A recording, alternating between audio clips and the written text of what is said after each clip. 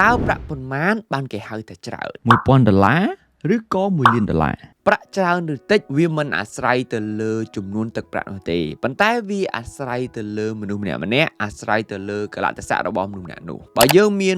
$1000ហើយយើងរាល់ថ្ងៃយើងរកចំណូលបានឬក៏ប្រាក់ខែរបស់យើង$250$1000មើលទៅហាក់បីដូចជាច្រើនណាស់ប៉ុន្តែបើយើងមានចំណូលឬក៏ប្រាក់ខែរបស់យើង$10000 $20000 $1000មើលទៅដូចជាមិនសូវច្រើនទេអញ្ចឹងច្រើនឬតិចវាមិនអាស្រ័យទៅលើចំនួននោះទេប៉ុន្តែវាអាស្រ័យទៅលើកលៈទេសៈរបស់យើងវាអាស្រ័យទៅលើស្ថានភាពរបស់យើងបើគិតឲ្យមែនតើទៅយើងមិនគួរសួរសំណួរខ្លួនឯងបែបហ្នឹងទេប៉ុន្តែយើងគួរទៅសួរថាតើប្រាក់ប៉ុន្មានទើបគ្រប់គ្រាន់សម្រាប់យើងអ្នកខ្លះចង់បានលុយច្រើនចង់បានចំណូលច្រើនមានមហិច្ឆតាមានភាពចង់បាននឹងវាមិនមែនជារឿងដែលមិនល្អនោះទេប៉ុន្តែយើងត្រូវតែមានភាពគ្រប់គ្រាន់ដល់ចំណុចណាមួយមិនថាចំណុចខ្ពស់ប៉ុណ្ណាក៏ដោយយើងត្រូវតែមានភាពគ្រប់គ្រាន់ព្រោះថាបើយើងចេះតែចង់បានមិនចេះឈប់មិនចេះឈរមិនចេះមានដែនកំណត់វាអាចបង្កើតគ្រោះថ្នាក់ដល់យើងឬក៏ពេលខ្លះវាធ្វើឲ្យយើងបាត់បង់ខ្លួនឯងអ្វីក៏យើងហ៊ានធ្វើឲ្យតែបានលុយឲ្យតែបានចំណូលច្រើនអញ្ចឹងវាមិនប្រកាសថា